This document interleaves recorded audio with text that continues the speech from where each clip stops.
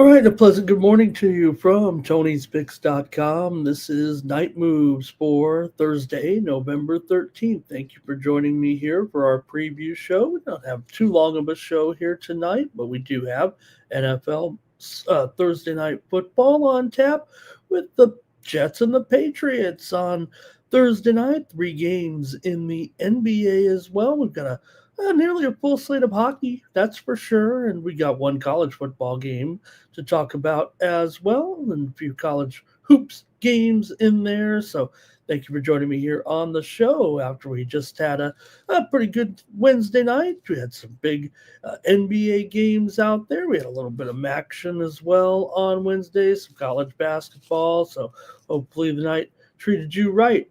And thank you for joining me here on Night Moves. Want to say hello to Mr. Westers in the chat. Jerry Jones is in there, and Timmy Two Shoes as well with some of the action there, talking about some of the games on Thursday night. We did bring you a few winners here from the show on Wednesday, but we did have also some college football. I don't know if that was the highlight of the night, certainly, but there were three games in college football on Wednesday with Central Michigan over Buffalo, and that big one in the MAC because Buffalo went down to defeat Central Michigan. Had a couple of defensive touchdowns, and they became bowl eligible in that game. We did have the winner here on Night Moves with Central Michigan last night. Buffalo had 400 yards, but they turned it over 5 times. Northern Illinois, yeah, they rocked UMass. What was I thinking there in that one? UMass, definitely the worst team in the country. Northern Illinois led 31-0 at halftime and went on for the victory 45-3 in that one.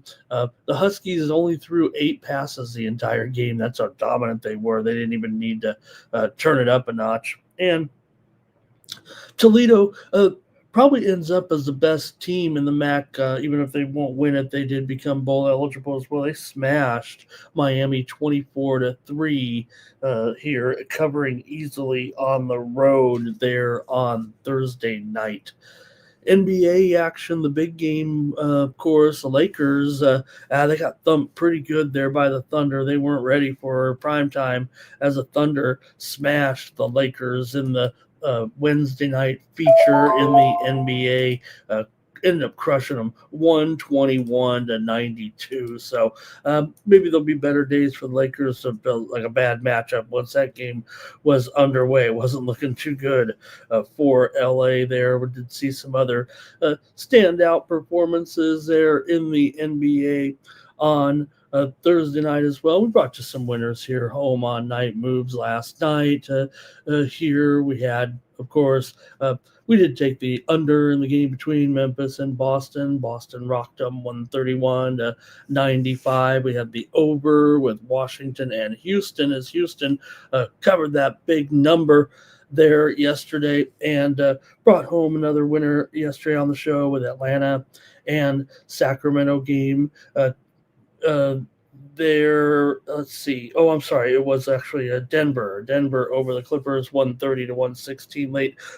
Jokic had the monster performance, 55 points for Nikola Jokic over the Clippers as the Nuggets rocked 130-116. But other than that, wasn't the best of game days there on Wednesday. And also in college basketball, we did have some winners here on the show last night on Night Moves. So we had Virginia Tech over St. Joseph's here yesterday as a winner on the show from last night, and some others as well in here, including the NHL action as well. That's what I wanted to cover with you guys. So we'll cover all that card here tonight with a big card for Thursday. All right.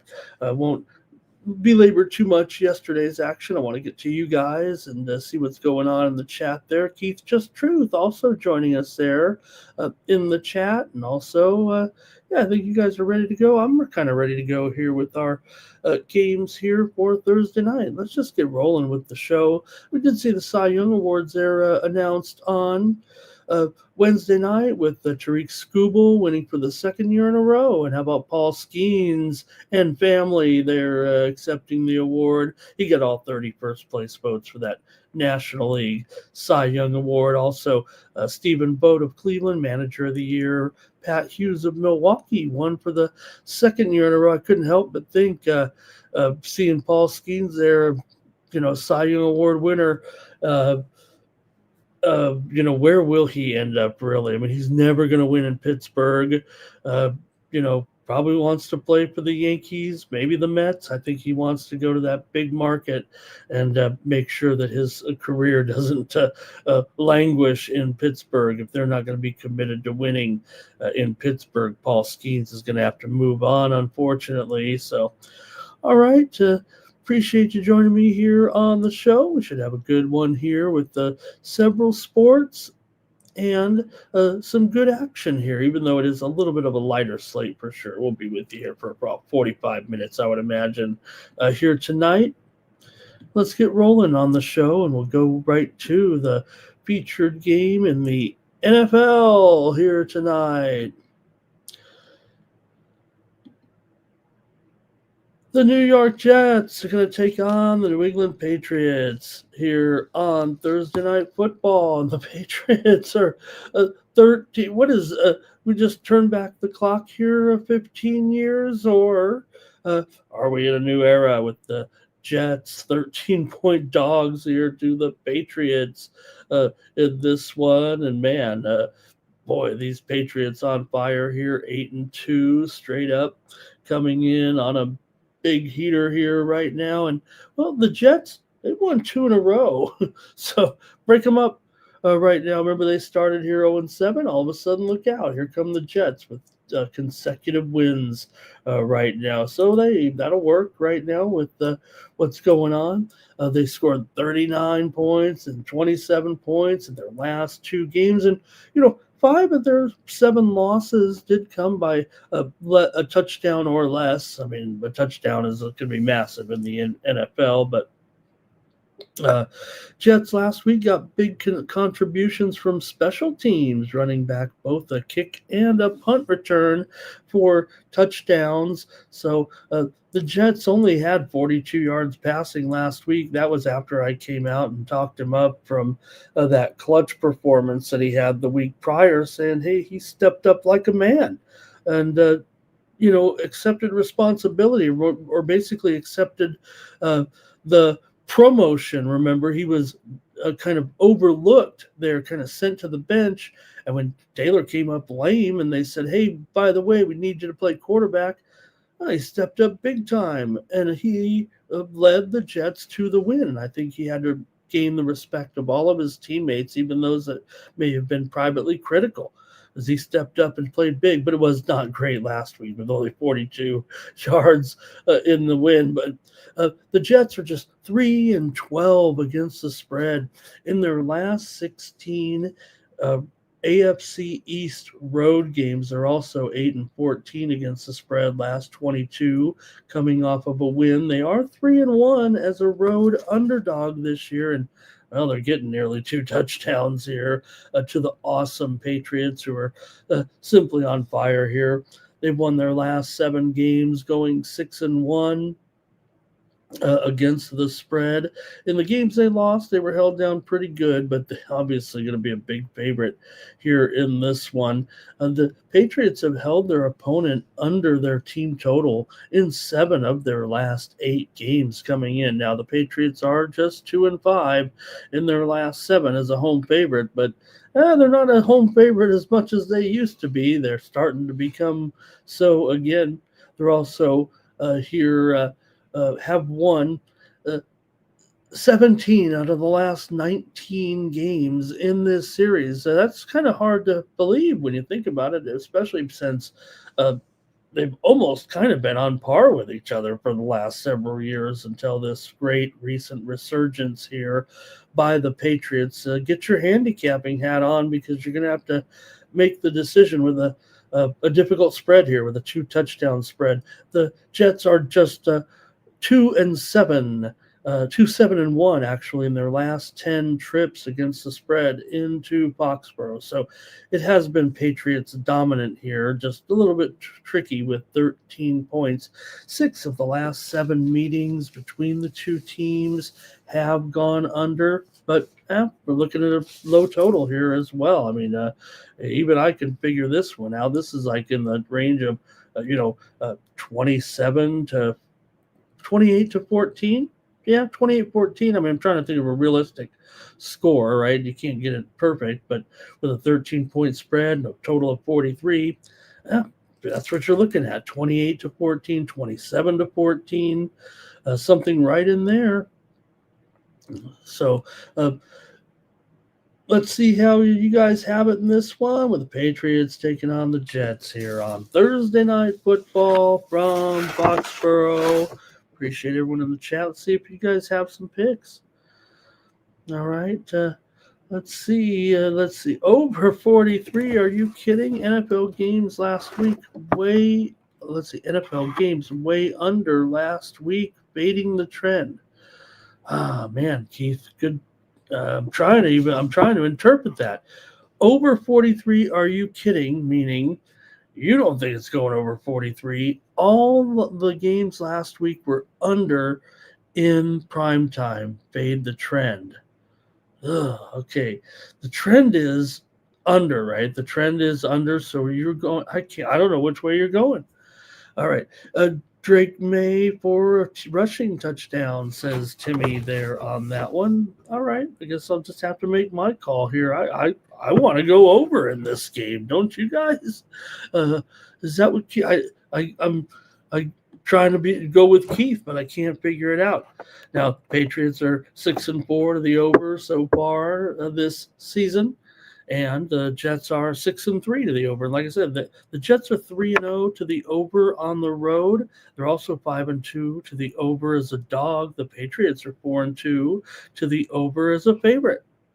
So I want to go over in this one, and maybe the Jets will be held down. Like I said, the Patriots have been holding their opposition well under their team totals for all 7 of these games. But the Patriots' offense is certainly clicking right now terrifically.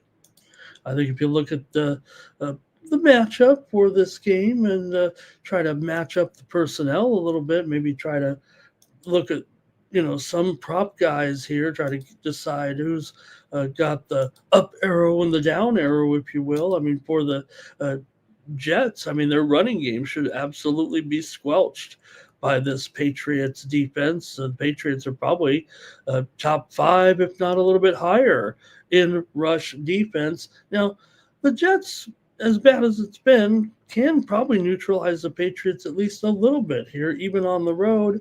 The Jets are banged up in the backfield, but they're going to have to rely on Travion Henderson, who basically is coming off his career performance last week with 147 yards, 2 touchdowns. So, look to get Henderson here involved again. He'll be the maybe the star of the game, even though you got Drake May.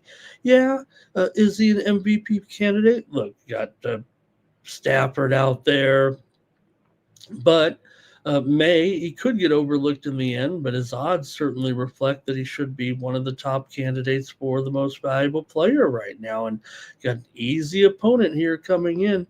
So Justin Fields matchup, it isn't too bad here, but I tell you, if they can just start to try to get Mason Taylor involved, he just disappeared again last week after a good game against Cincinnati. This tight end, just trying to bring him along here, but just inconsistent right now. And if there's not enough offense around him, it still could be very, very difficult for Fields to get the ball to Taylor. Of course, other guys that are having some struggles here as well on the offensive end to include Tyler Johnson, basically a 0 last week against Cleveland after that game against Cincinnati. I guess you could look to Arian Smith. These are who the Jets basically have in there at wide receiver. Isaiah Williams. At least this guy's done something over the last couple of games. I think Isaiah Williams is probably the only guy where the numbers are low. I think he's probably the only guy actually liking this game on offense, him and Taylor here. But eventually, in the end, I think the Patriots could put up a pretty good number here. So I'm going to go over in this one with the Jets and the Patriots. And we'll see. Yeah, Fields has to do something, Mr. Wesker says in the chat. There's no doubt.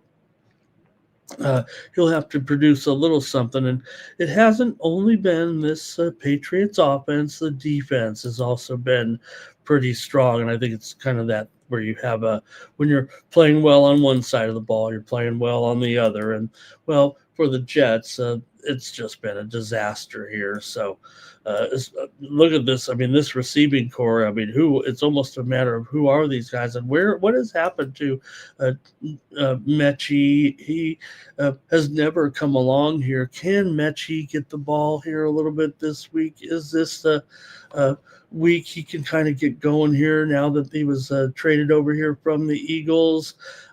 Basically just getting minimal snaps, but with this lineup, maybe tonight, I'm grasping at straws here for the Jets right now with this offense, because Breece Hall, definitely had some more good moments last week. I mean, basically coming off two of his best games here, but against this run defense, I'm not sure it's going to work out. So they'll probably end up having to go to the air, and it may end up getting just a little bit loose on the back end of the game, and maybe the Patriots could go on to smash this number, but I'll go over here in this one. All right, thank you for your comments in the chat. And that one, Timmy Two Shoes likes Fields to go under in his passing yards here. I think I'll be probably trying to get on Breece Hall to go under in his rushing numbers. All right, I'm going to move now to college football here. I've got one game to look at on the card with Troy going to take on Old Dominion here on Thursday night. Old Dominion favored by 11, and the total here 52. Coming into this one, you got a Troy team here playing pretty well. They've covered 5 of their last 6 games coming in. They've won 5 of their last 6 as well coming into this game. But facing an Old Dominion team that comes in here with a pretty strong record as well, 6-3. They've won 6 of their last 8, including a couple of games in a row. Playing pretty strong at home here as well, 4-0 this season. But Troy is 3-1 against the spread on the road. Straight up on the road. They're 4-0 against the spread on the road. They're 4-1 against the spread as an underdog. Troy was hot before they ran into Arkansas State last week. They had wins and covers over South Alabama at home, Texas State on the road, Monroe on the road, and UL Lafayette at home. But then they lost at home, shockingly, 23-10 to Arkansas State as a 7.5-point favorite. Meanwhile, for Old Dominion, they're coming in here off of a win at Monroe, 31-6. They easily covered 16.5 in that one. But the week prior, they beat Appalachian State 24-21 as a 13.5-point favorite. A very similar game, line to this, although the total was a bit higher in the 60s. It still went under in that game. Before that, Old Dominion had consecutive losses on the road to Marshall and Madison. In fact, they gave up 63 points to Madison. Now, they did rout Coastal earlier this year, 47-7. And like I said, they've been decent to the number, but they're still just 2-2 ATS at home and 3-3 ATS is a favorite, where Troy seems to be getting their numbers pretty well here. So Uh, Maybe Old Dominion is supposed to come in and blow these guys out, considering that line. But to me, it doesn't make quite as much sense here when you're looking at that uh, overall spread now at 11. So for Old Dominion, wide receiver Titus Myers, he is out of this game. For Troy, running back Trey Cooley is out, and Dortch is out, the wide receiver here for. But those guys have been out for a while. I think more importantly, Jordan Lovett is probable for Troy, and Jackson Thomas, the receiver, he's also probable. So I got to go with Troy here in this one against Old Dominion plus 11.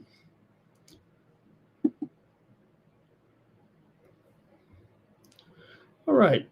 Appreciate that. Nobody really talking college football in the chat. So I'll move on to our 3-game NBA card here for Thursday night.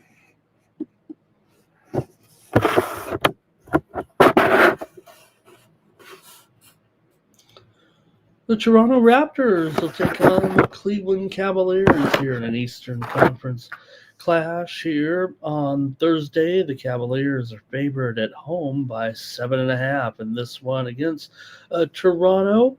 Man, Cleveland here, they've had some issues here a little bit with their personnel, with their injuries, but they're still are 8-4.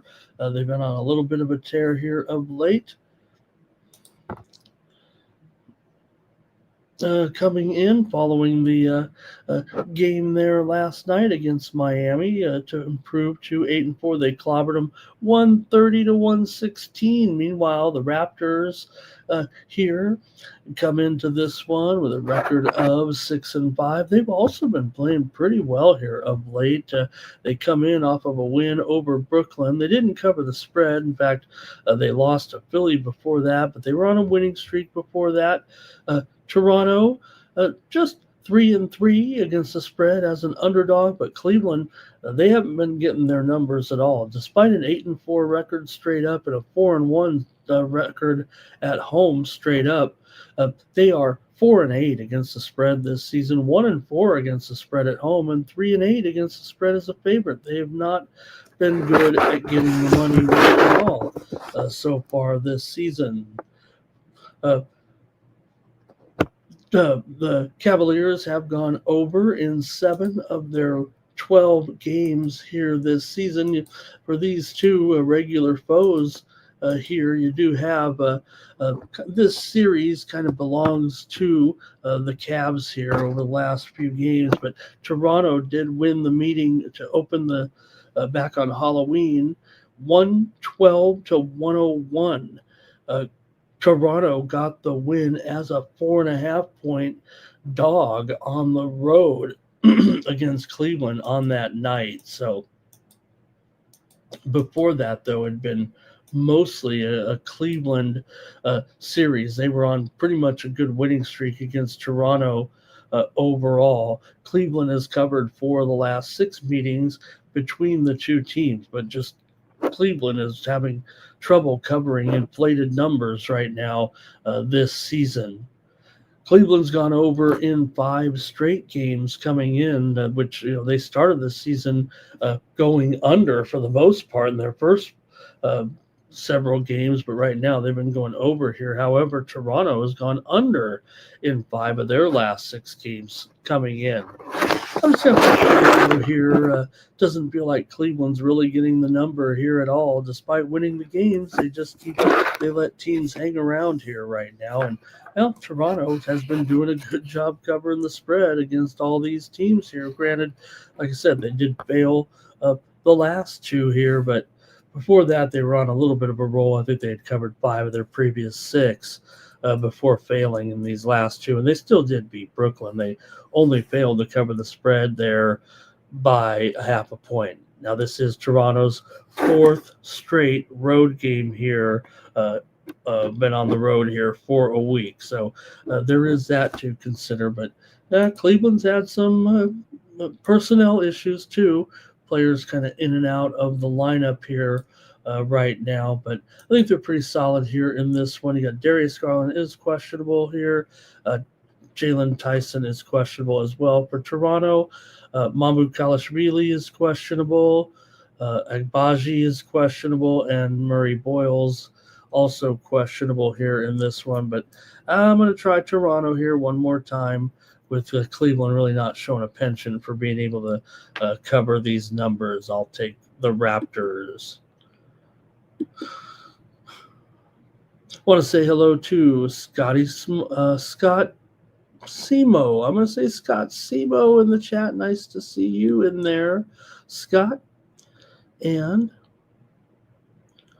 let's see here. Keith likes the Raptors in the first half. Good morning to Fernando Mendoza in the chat. He's going to lean here on the under, with the Cavs maybe having a few people out of the lineup. Timmy Choo-Choos might be on the Raptors in the first half. Mr. Wesker saying that, the Cavs here might have a little bit of motivation. They kind of mailed it in there on Wednesday in that game against the Heat.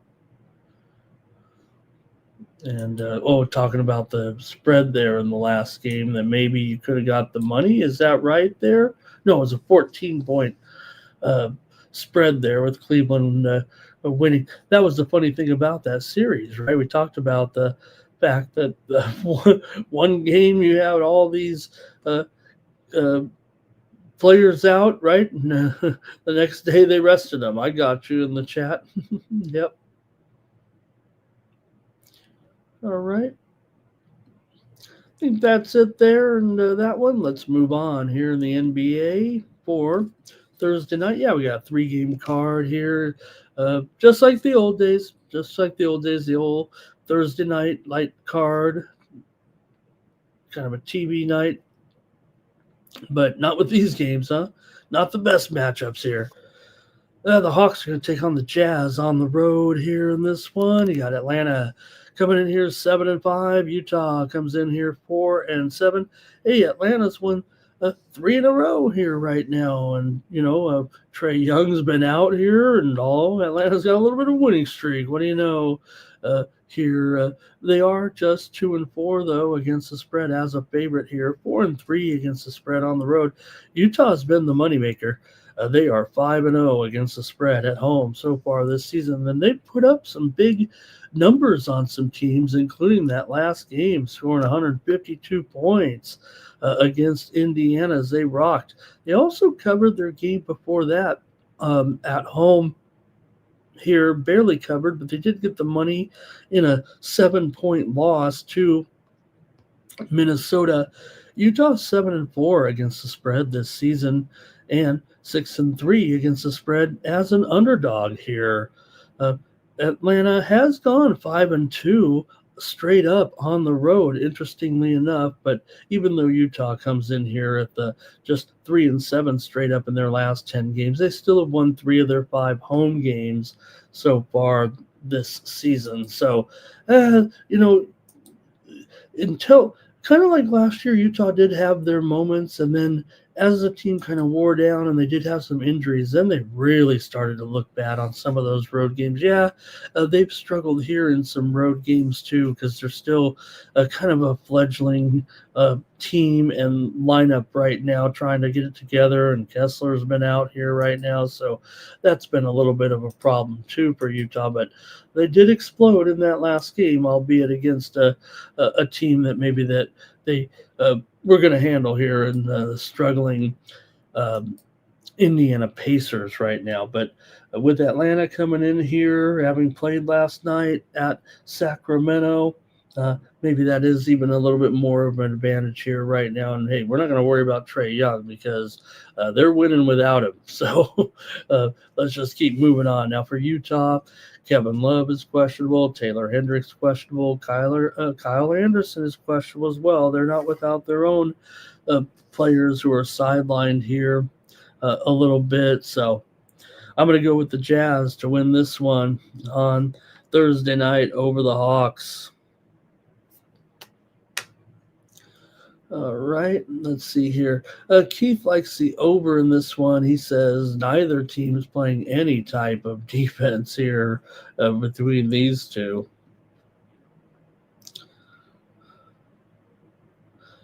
All right, we got one more here on Thursday night. Let's get to it. And we got the Pacers taking on the Suns. Just talked about them. Man, yet look, we talked about the Suns there last night, and about that game against the Mavs, right? And said, look, the Suns may have been overlooked a little bit by everyone here right now, and they're proven everyone. I won't say wrong because I don't know if the Suns are going anywhere, but they've moved over 500 now with this 4-game winning streak, and now that they've kind of abolished, you know,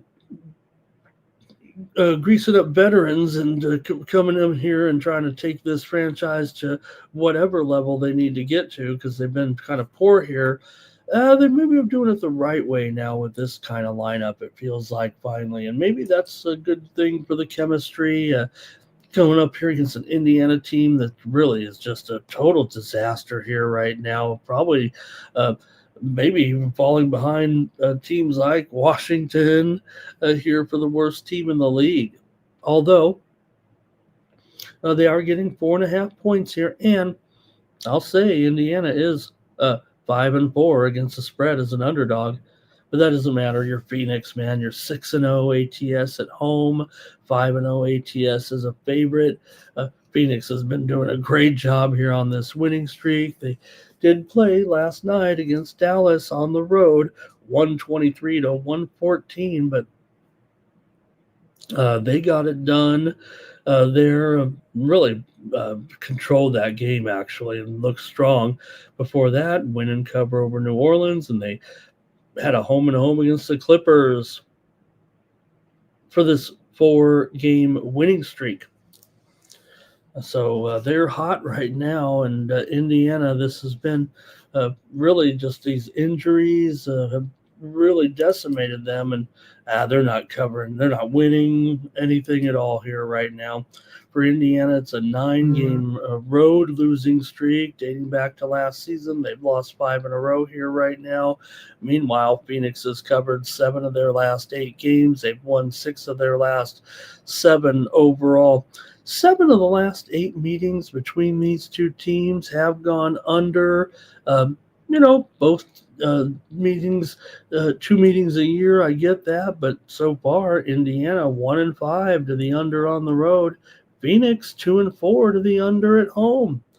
I'm going to go ahead and take the under in this one. I think probably which way I'm leaning on the side, but let me get a total in here that I love, and I'm going to take the under in this one between Indiana and Phoenix here on Thursday night. But man, Phoenix is maybe a little bit of a sleeper and maybe still could grab them here, even if I have to lay a couple of points, because Indiana, with that poor spread record on the road of 2-4, but still more so the Suns and their solid record right now and their solid play, where people were kind of just, I don't know if they were overlooked or kind of just shunned early on with a little bit of a sloppy start and big questions regarding the lineup. But Booker's been solid. Brooks has been okay. Allen's been fine. Iguodaro as well. So I'm going to go ahead and take the under, though, at 231 in this one. And Mr. Wester says they were overlooked, I think is what he's saying in there. And let's see here. Timmy Two Shoes likes Allen for his 3-point prop there, I think, yesterday. I think that's a look at the NBA here on Thursday night.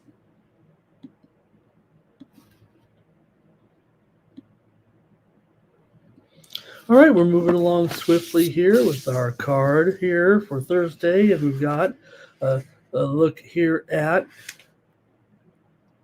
4 games in college basketball here for this card. Let's take a look at this one. A bit of abbreviated college card. I say abbreviated for college basketball. Still about 15 or 16 games, included the added board.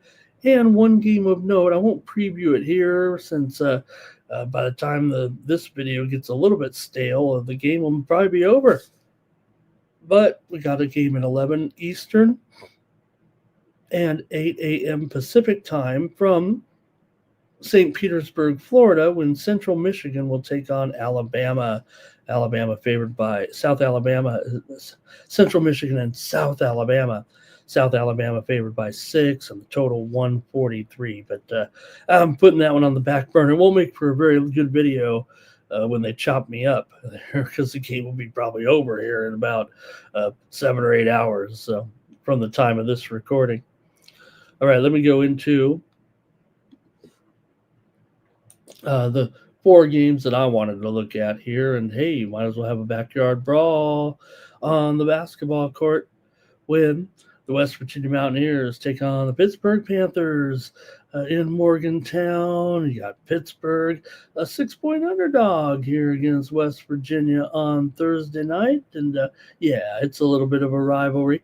Pittsburgh's covered 8 of the last 12 meetings in the basketball version of the backyard brawl here. West Virginia so far, hey, look, they're coming in 3-0. Pittsburgh's coming in 3-0, so we got a pretty good one here on Thursday. West Virginia has failed to cover in 2 of their 3 games. They did not cover against Mount St. Mary's. They did not cover against Campbell, but they did cover 17.5 points against Lehigh last time out. So they're just 1-2 against the spread so far. Talking about the Mountaineers here.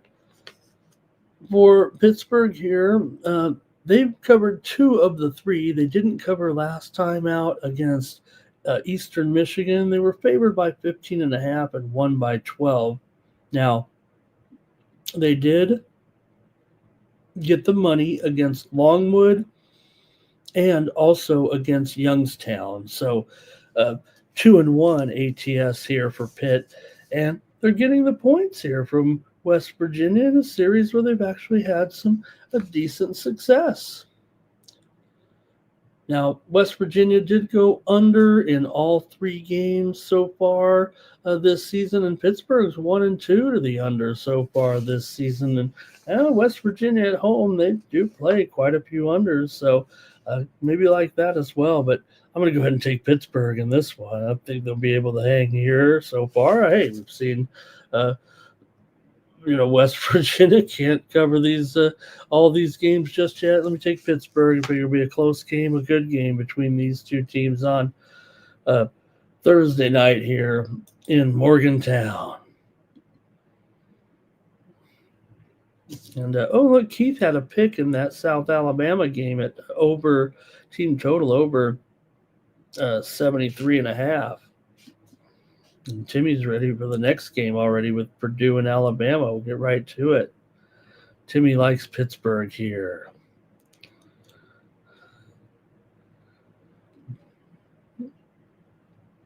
All right. Let's go to the next one here. Timmy's talking about it in the chat, and Purdue is going to take on Alabama. What did he say? He says, I want to think the Tide hit 100. But it's versus Purdue. All right, let's go with Alabama here at home, favored by 4 over Purdue. This is a semi-frequent series actually over the years. Both teams coming in here 2-0 right now with Purdue, a couple of wins here and anyway. They didn't get the money in either of these games. They played Evansville in an 82-51 win, but they were favored by 33.5 in that one. And meanwhile, they didn't cover against Oakland as a 10-point favorite. So they're 0-2 against the spread so far this season are the Boilermakers. Meanwhile, for the Crimson Tide, High Tide, they come in here 2-0 as well. They did cover last time out against St. John's. They racked up 103 points and got that win on the road as a 4.5-point dog. Before that, they were 35.5-point favorite over North Dakota, and they won that game only by 29 points. So they did not get the number there in that one. These two teams have played in each of the last two seasons. Purdue won them both. Obviously, they had maybe a few better, more significant players, but still Purdue. Purdue won last year, 87-78 as a 4-point dog actually in that one, and then 2 years ago Purdue won 92-88.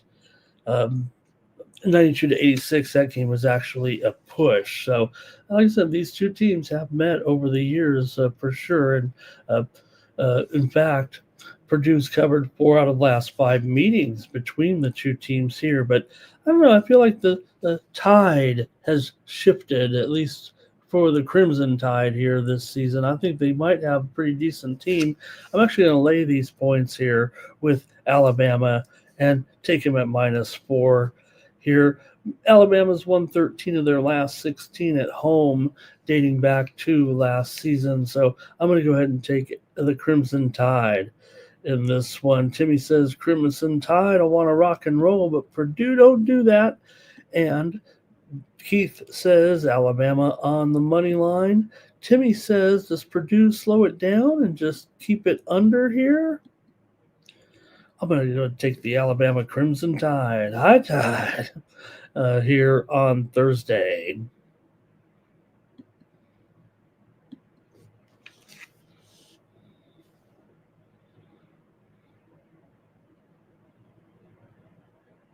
All right, the Loyola Ramblers are on the road, taking on Wichita, playing with a heavy heart this season for Sister Jean and her passing. I had asked the other night, I said, are they 0-3? Are they 0-2? Did they get that win after Sister Jean passed? They've lost their last 2 games. They're also 0-3 against the spread so far, are the Ramblers. They lost last time out to North Texas at home. 64-62 is a 1.5 point favorite. They also lost before that. I believe it was to Mercyhurst. Yeah, I think it was. I think it was to Mercyhurst before that, right? Yeah, lost that one 73-65. They did beat Cleveland State to open the campaign, but they were favored by 18 and only won by 3. So Loyola 0-3 against the spread so far this season, and 1-2 straight up. Meanwhile, Wichita comes in with a 2-0 record. They've covered them both. They covered against Asheville, 75-58 as an 8.5 point favorite. And they covered against Prairie View, 105-62, laying 20. So Wichita 2-0 and 2-0 straight up here right now, favored by 5, looking pretty good. Are the Shockers here? So let's see if you guys have anything in the chat. But man, am I going to be just laying the points here? Yep. Let me go ahead and take the Shockers here. It is 5 points here in this one, but Wichita off to a good 2-0 spread start. And Loyola has also lost 9 straight meetings to these guys overall over the years. Last year, or let's see. Oh man, these guys haven't met in forever, but I'm going to throw out the series history in this one. They haven't met in 8 years, so but nonetheless, they have lost 9 straight meetings to them. But I'll take it based on this year. A couple of spread wins here for Wichita. Meanwhile, Loyola 0-3 ATS. I'll go ahead and lay 5 points here with the Shockers against the Ramblers. Timmy Two Shoes says, take the Shockers. And Timmy also said maybe the Ramblers will have their spot still. And Sister Jean wasn't making many of the games there lately, so I know everyone wants to talk about her, or maybe it's just me.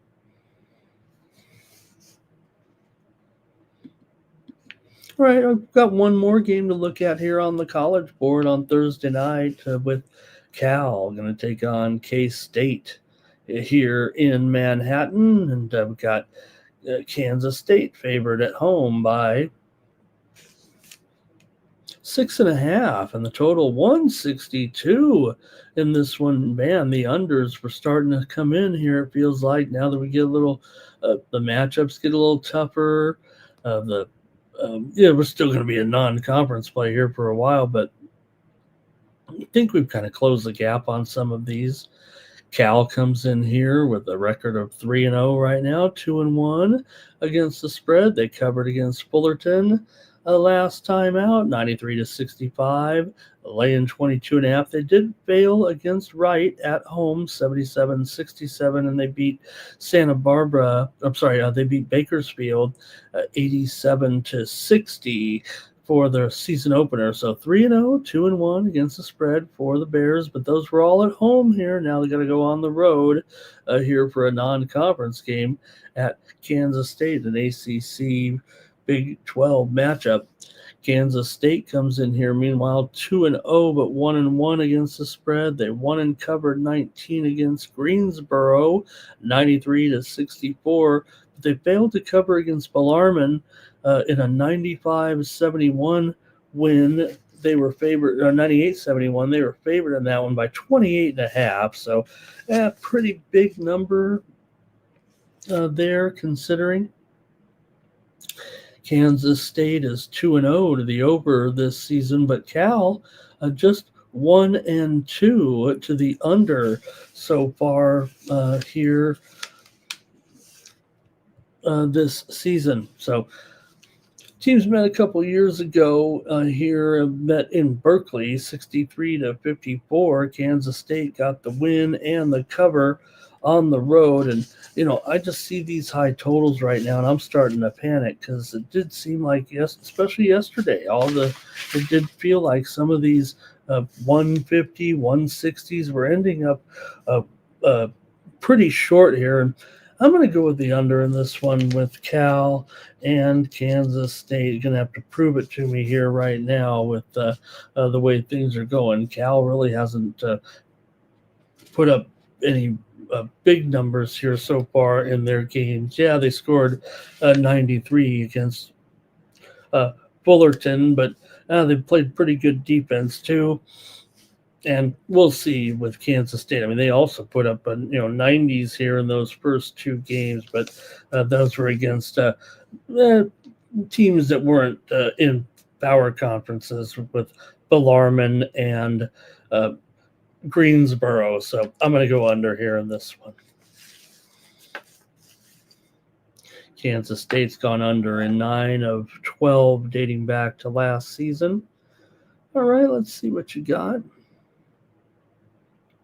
Jimmy Touche, he was looking for a side. He said he needs your help. He wants to play Cal, and I gave a total out. Oh, well. I guess that's it for college basketball. The 4 games. Like I said, kind of pretty decent card, but not really any blockbusters in there. There's San Jose State, Michigan State on the card, FIU, LSU, and a little bit of an added board as well. But we'll just leave it at that, because we've got a large card in the NHL that we've got to go over here. Big card here on Thursday night. We've got 10 games on the ice. So we got to get to it here on Night Moves. Thank you for joining me. Said we'd keep you here about 45 to an hour, so better step on it here and take a look at the action on the ice for Thursday night with the Kings are going to be at the Maple Leafs here in this one, with the Kings on the road, $1.15 or so.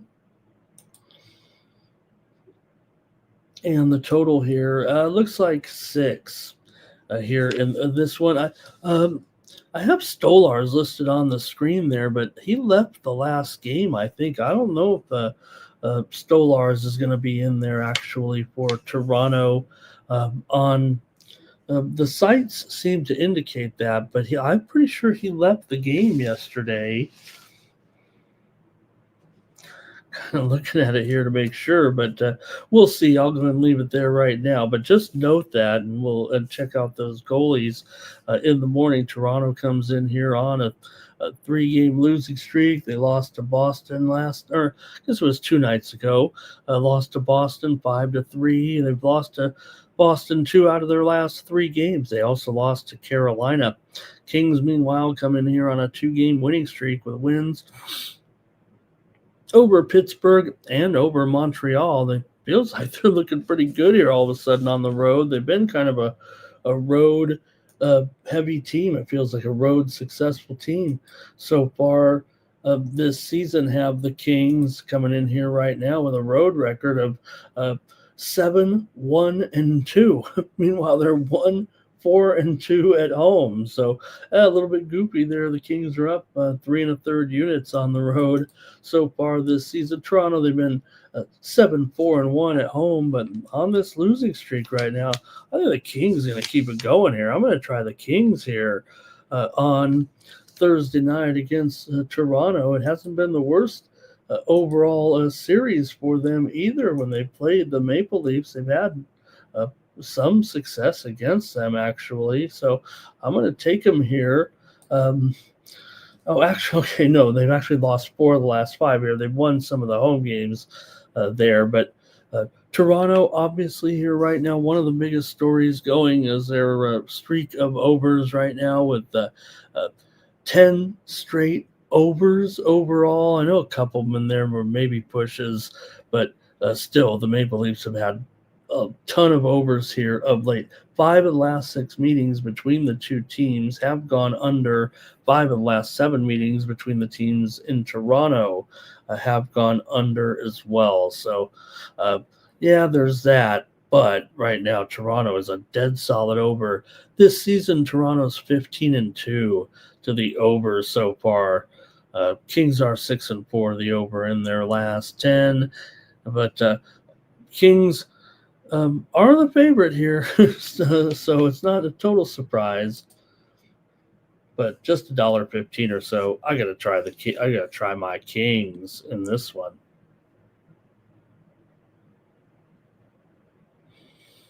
All right, Timmy Chushu's going with Corey Perry in this one.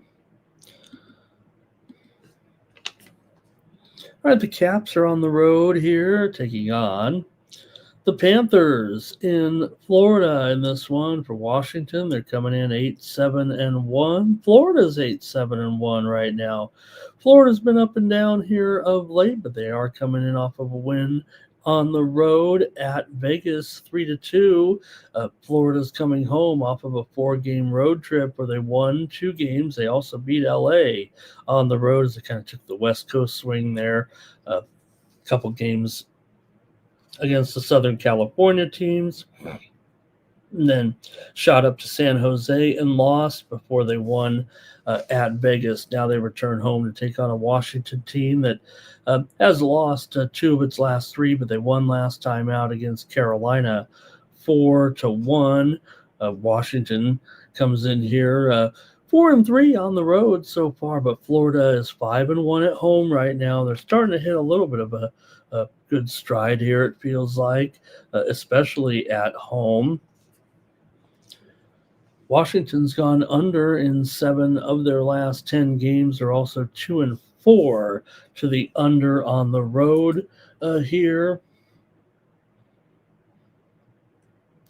Washington has lost 9 of the last 12 meetings between these two teams overall. Florida's won 5 of the last 6 meetings between the two teams at Florida.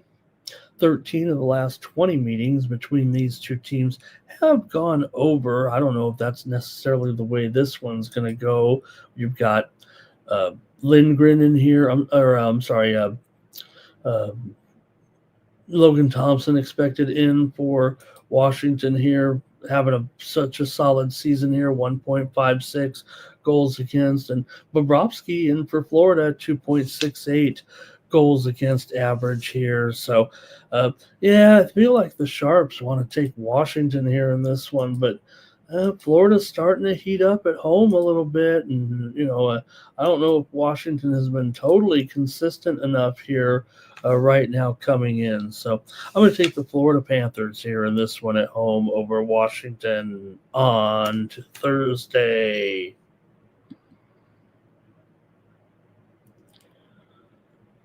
All right, Jimmy says the Capitals are wrecking teams here right now. Yeah, maybe they rocked Carolina, they rocked St. Louis, but they've also had losses here recently to Tampa Bay and Pittsburgh. Although those games were on the road, this is their fourth straight road game here, traveling, uh, uh, down the seaboard here a little bit.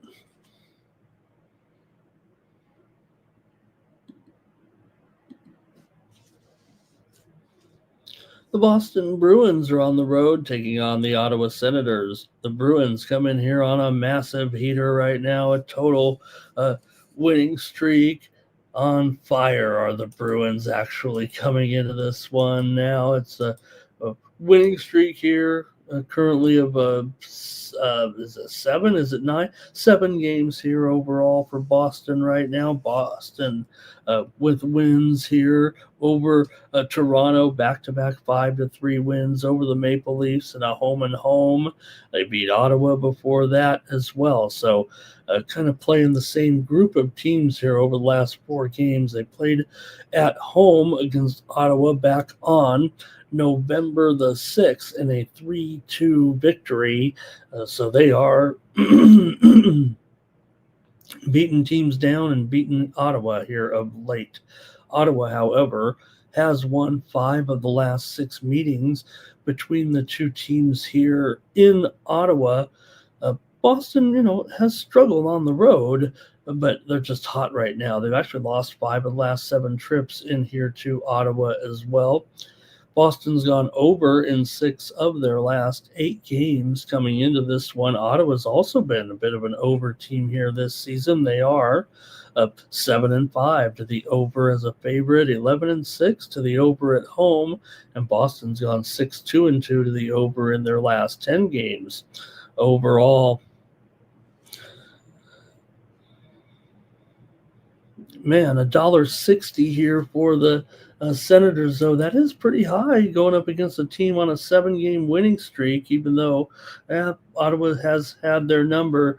Ottawa's been up and down, no doubt, so far. Ullmark comes in here with a 6-4-4 record, 3.21 goals against. For Swayman, 7-4 record, 3.08 goals against, and a 90% save percentage here right now. So still the Bruins have lost 4 in a row on the road. I'm going to take the over here in this one with Boston and Ottawa.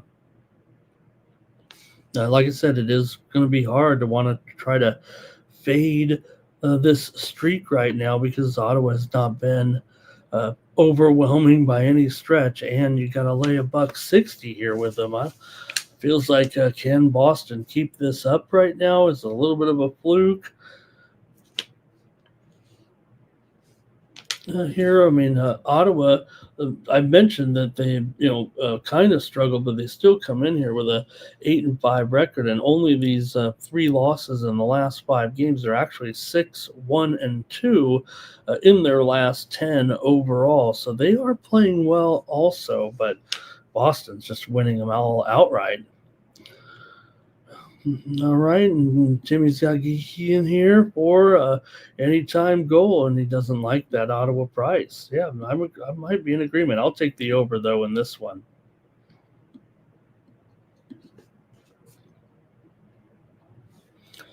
The Dallas Stars are on the road taking on the Montreal Canadiens. This looks like the game of the night right here. Both teams come in 10-4. Well, Dallas 10-4-3. They're on a 3-game winning streak. Meanwhile, the Canadiens are 10-4-2. So 2 of the hottest teams in the league, although Montreal has lost 3 of their last 4. Actually, I'll just say it. Woo! Talk about night moves here. Uh, Despite that 10-4-2 record, they have struggled here a little bit of late. Still, Montreal 6-2-2 in their last 10 games overall. Dallas has been strong on the road here. So another one of those road strong teams are the Dallas Stars. They come in here with a road record of 5-1-2.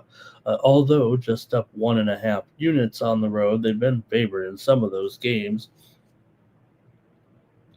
Coming in here on this 3-game winning streak, wins over Nashville, Seattle, and Ottawa. Montreal, meanwhile, has lost here of late. They just lost to the Kings here at home the other night, and they did smack around Utah 6-2. Montreal 6-2-2 in their last 10. Dallas 7-1-2 in their last 10 games coming in.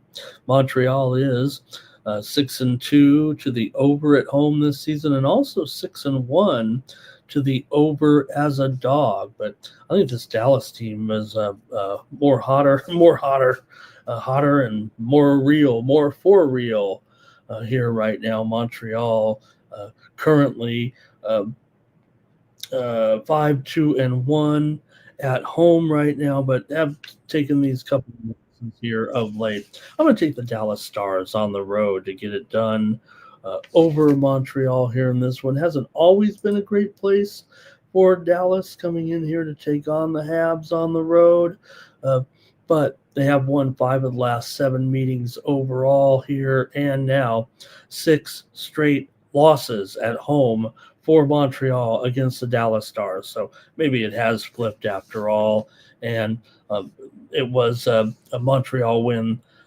last time at Dallas is what I remember. But other than that, man, 6 straight losses here at home for Montreal against Dallas. Yeah, I'll take Dallas here to win at $1.15. Timmy likes the Habs here as well.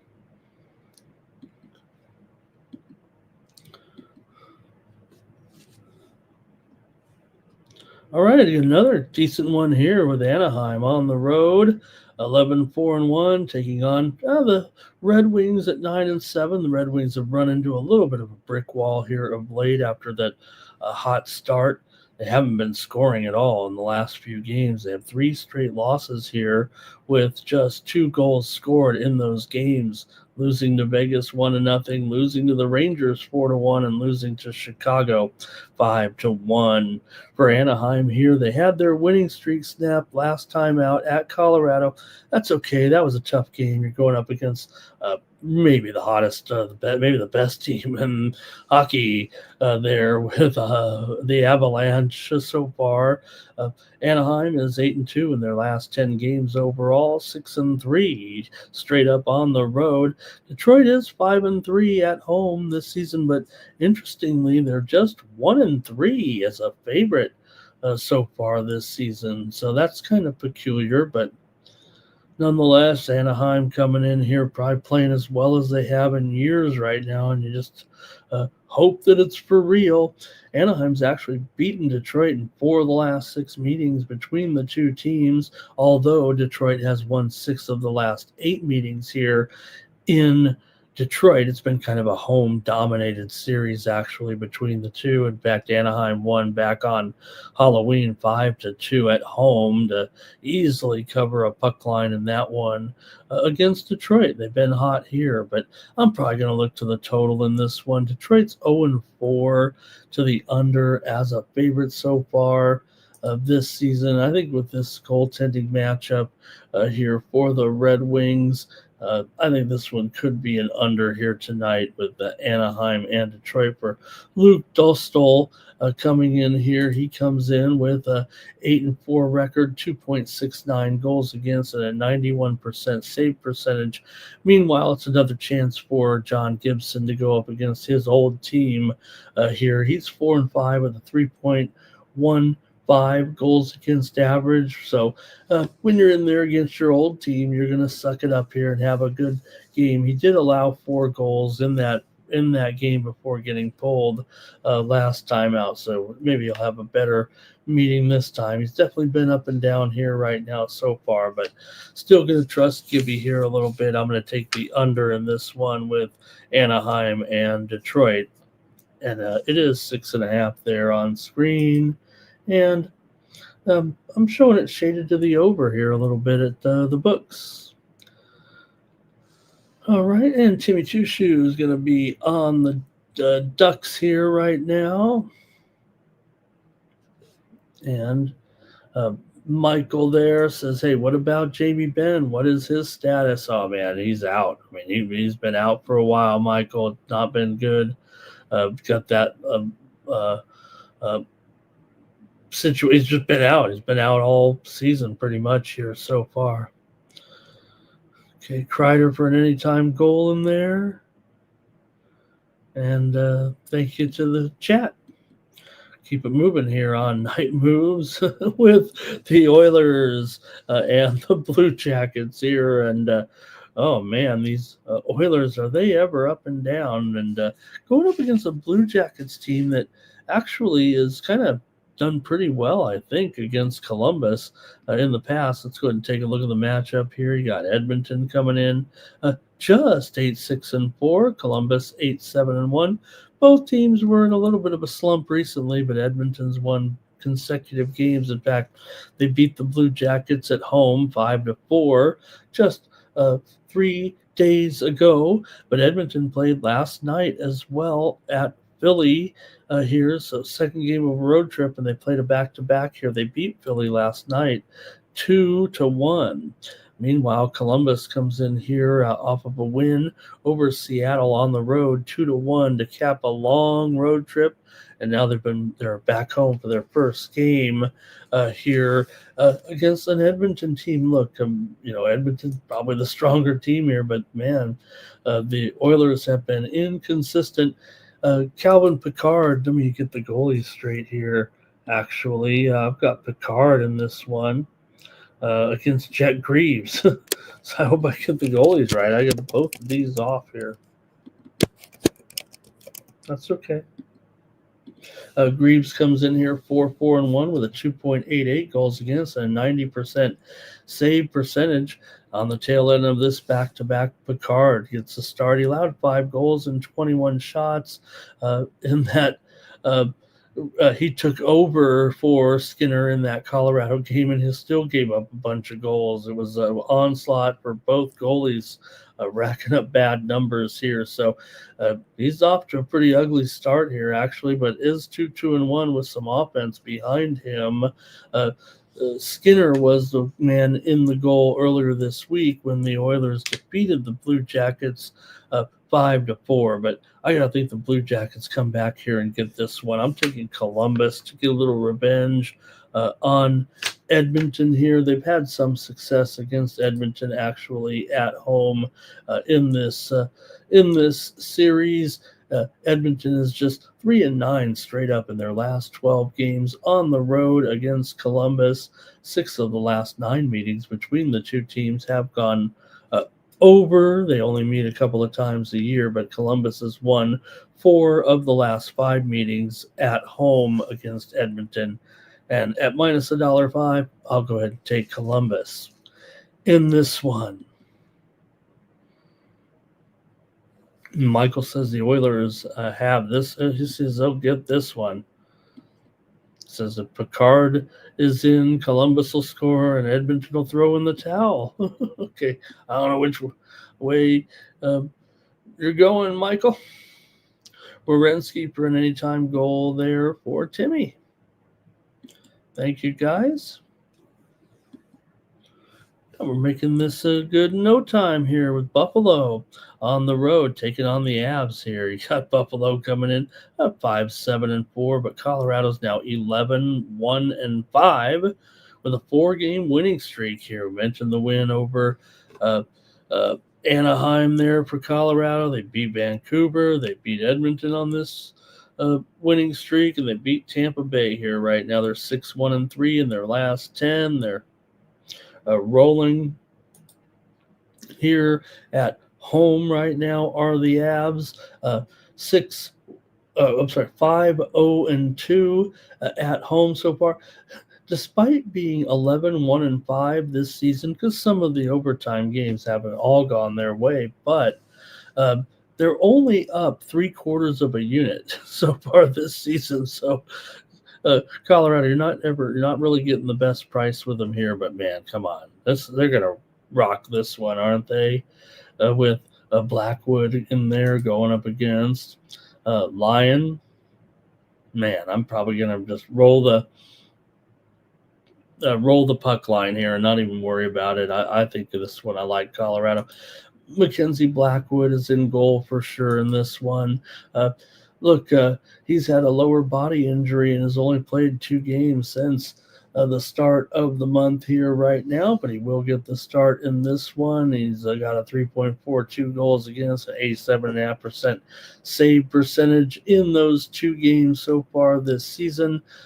We know how good he was last season after coming over from Colorado. Ended up 22-12 on the season with a 2.33 goals against. So as soon as he gets ready and gets healthy going here, he probably is already. I think the Avalanche are just being cautious, and they have another good goaltender that's been able to handle it pretty well here. Meanwhile, for Buffalo, Alex Lyon, 3-5-3, 2.9 goals against, and a 91% save percentage, but Buffalo has yet to win on the road so far this season, coming in here with a road record right now of 0-4-2. Basically lost them all. So, yeah, they're down 6 units on the road. So I don't think they'll have much of a chance here. I'm going to go ahead and take Colorado on the puck line on this one. Colorado, for all those games that they're favored, they've been favored in 16 of 17 games. They are 8-8 on the puck line. So that's not bad. And meanwhile, Buffalo comes in here 1-5 on the puck line on the road. So I'm going to take Colorado in this one on the puck line. Even with this 3.15 price, got to lay a little bit of juice here with Colorado, but I think it's going to be manageable enough for me to consider here at minus $1.30.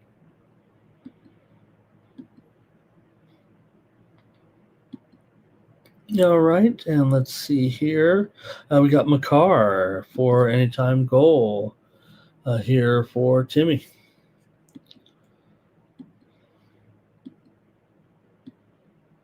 Well, speaking of hot, how about the Sharks going on the road here, taking on the Flames?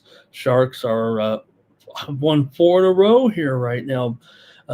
Calgary's lost 3 in a row here. Break them up. Break up the Sharks. 7-2-1 in their last 10. Calgary continuing to struggle here right now with this current losing streak of 3 games, and they're just 4-12-2 so far this season. Now, here's the dilemma here is this is a place where while yes, San Jose loses everywhere they go over the past several seasons, this one's also been pronounced with Calgary. So it's a spot where Calgary needs a win. They're obviously not great here, so but could they get a win against a team they've truly dominated here? San Jose has lost 6 straight games in Calgary. Overall, 5 of the last 6 meetings between the two teams have gone under, but so far these teams have kind of shaded over. Calgary's 11-7 to the over and 8-2 to the over in their last 10, but man, San Jose 7-2-1 in their last 10 games overall. Meanwhile, Calgary just 3-6-1 in their last 10 games here. Obviously, off to a poor start, and well, for San Jose, this is about as hot as it gets. They've won 4 of their last 5 on the road. They've won 6 of their last 7 overall as well, in addition to this 4-game winning streak. So can they keep it up? Can they do it one more time? Maybe in the previous years where San Jose was way down and Calgary was probably better than this anyway. That Calgary's kind of had some okay success here over the last couple of years as a mid team. But is it enough here? Are the Sharks that hot that they can just come in here and get another win as a dog right now? For Dustin Wolf here in goal for uh, Calgary in this one, he comes in with a 4-10-1 record, 3.24 goals against, 89.5% save percentage. For the Sharks, it'll be Yaroslav Askarov, and he is 5-4-1 of the 3.29 goals against and 89.5% save percentage. Man, usually in situations like this, I would just gravitate towards Calgary. Figure it's a good matchup, and it used to be, but it still is, I guess. But man, San Jose just feels like too hot to want to go against a team right there that's $1.50 or so or higher. I'm gonna have to try the Sharks here one more time with this winning streak right now, plus $1.30 or better here right now. Give me the Sharks to try to do it again right now and keep this streak alive. If Calgary wasn't looking, even half bad, I'd still just take them here to stop this winning streak. But they are struggling. Maybe here, is it worth a look on the Sharks puck line, says Michael. How about it? Huberdeau for Timmy is his goal scorer today. You know how Mr. Weskers likes the Sharks. And Timmy says maybe you could take a Skinner in there or Toffoli. Toffoli, my old king. Michael says the Flames here do have some concerns, some injury concerns here. Thank you. Wolf is kind of a little bit not good. It hasn't been good, actually. All right, we'll take the Sharks here. Got a couple more here. We're almost done with night moves, gang. The Jets are taking on the Kraken here in Seattle. The Jets come in 10-6, but the Kraken 7-4-5 coming in. They've lost 2 straight, however, coming into this one with losses against Dallas and Columbus. They have a little trouble scoring here. Both those games 2-1 decisions right now, and the Kraken are averaging just 2 goals per game over the last 5 games, but they still come in here with a pretty strong home record so far this season. Seattle at home right now coming in with a mark of 4-1-3 at home. Meanwhile, for Winnipeg here, done a pretty good job on the road so far this season at 5-3 right now. They're up a unit. They come in here 10-6. They're also a pretty good favorite so far this season, 10-4, but still going up against this Seattle team that did win the last meeting back on October 23rd. Seattle won in Winnipeg 3-0. So I might prefer to take them as a dog here. You have Murray in goal here for the Kraken. He's the backup, but 2.12 goals against, an 0-2-1 record. So just, again, no goal support there, it feels like, for Murray. Is up against Connor Hellebuck with a 2.35 goals against, 7-5 record coming into this one. Seattle is 2-6 to the under at home. I'm going to go with the under in this one, but could possibly, consider the Kraken. The Jets have kind of had the Kraken's number. Maybe they own this series a little bit, kind of keeping me off. Winnipeg's won 5 of the last 6 meetings between the two teams. 7 of the last 10 meetings, though, between the two teams have gone under. Winnipeg's gone under in 4 of their last 6 on the road. I'll take the under here, but Kraken is a dog. Probably not a bad suggestion here, but I'll try the total in this one. Winnipeg, like I said, had kind of dominated the series a little bit, although they were all 1-goal games between the two teams that Winnipeg was winning before Seattle got that 3-0 win last time out. Michael said the Jets are good in low-scoring games, so take their puck line or just an under. But Jimmy says maybe the Kraken here plus a goal. That evens the lineup perfectly, doesn't it, Timmy? And let's see here. I think Timmy's going stinky time here to get a point. And finally tonight, the Islanders are on the road here in this one, taking on the Golden Knights. Islanders come in 8-6-2 right now, winning 2 straight. The Golden Knights have lost 3 in a row here all of a sudden. And they haven't been overwhelming at home, just 4, 3, 2, 1. Let's see. 4-3-2 at home so far this season. So Vegas is mired there in the middle of the pack, actually in sixth place in the division here right now are the Golden Knights. Islanders playing well enough here. They've won 2 in a row, but they played road games at the Rangers and the Devils, and then now are going on the road here to take on the Vegas Golden Knights here in Las Vegas. So Vegas still $1.75 here, but hey, the Islanders have been just fine, and the Golden Knights, like I said, they are struggling here with 3 straight losses. Lost to Tampa Bay, lost to Anaheim, lost to Florida, all at home. This is their 6th straight road game. The team is struggling.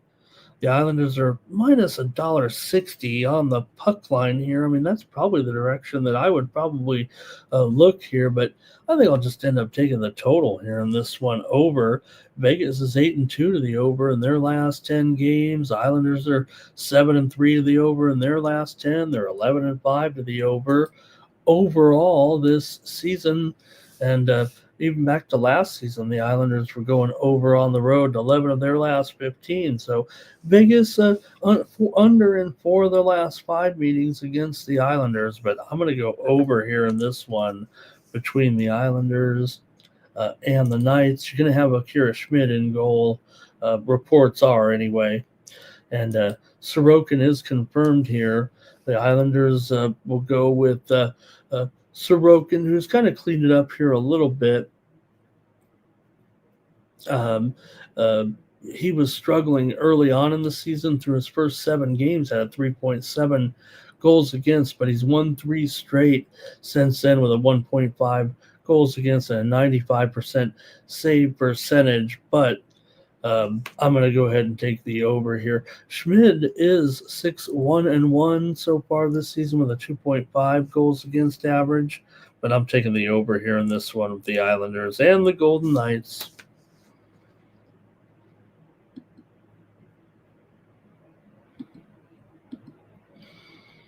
All right, and Michael said maybe Vegas here gets this one, but he does say that Islanders are looking good on the road. Timothy Hawk, hello. He says Vegas in regulation here in this one.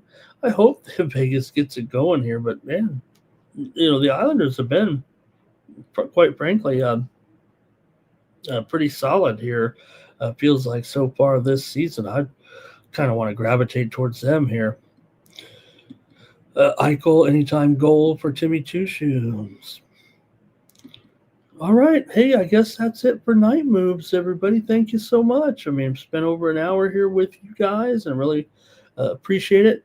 Hey, head on over to Tony'sPicks.com where you can get our premium picks every day. My best picks are over at Tony'sPicks.com every day. You might see me on some different channels. You might see me on some different shows, but just know that my premium picks, my best bets are right here at Tony'sPicks.com every day.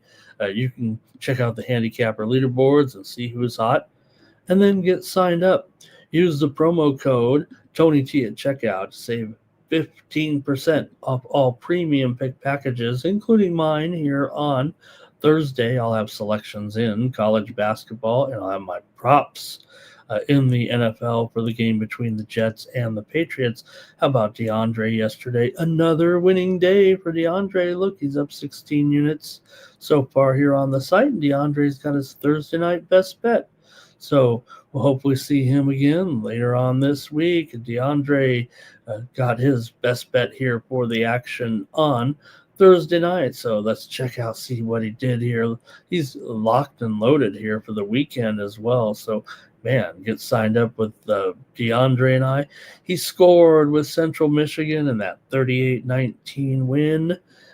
Here, as he must have been listening to me on Night Moves there last night, and he also had the Phoenix Suns there yesterday as well. Good job, DeAndre. Those Suns been looking pretty good considering what their expectations were. So great job by DeAndre. Great job by all of our cappers. Make sure you check them out over here at Tony'sPicks.com. You see who's been hot here over the last week. It's my man Ron Crawford. Miss you there, buddy. 33 and 18 over the last 7 days. Look at Tony T, a 10-5 record up there as well. And there's DeAndre. There's nephew Justin McKelvey, 25 and 20 there, looking good over the last 7 days. And yesterday, see the other winners here as well.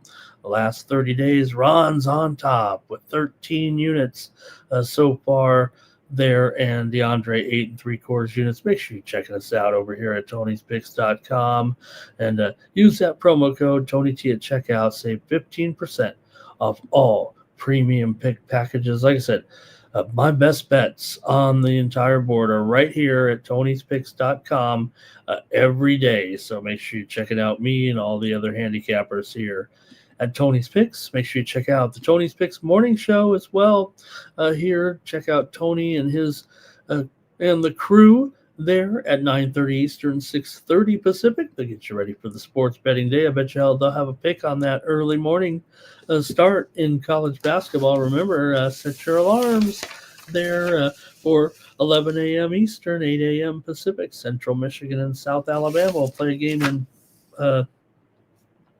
St. Petersburg, Florida for an early morning start. So get ready for that one here on the East Coast and real early in the morning here on the West Coast for sure. And then great Thursday nights. We're back with you tomorrow night here on Night Moves to preview the action on Friday in college football, NBA, NHL, and I guess it'll be Cup night and also some college basketball. Pretty good card for Friday night as well. So make sure you join us back here tomorrow on Night Moves. Make sure you check out also the happy hour every day at 5 Eastern, 2 Pacific with Rod and the guys.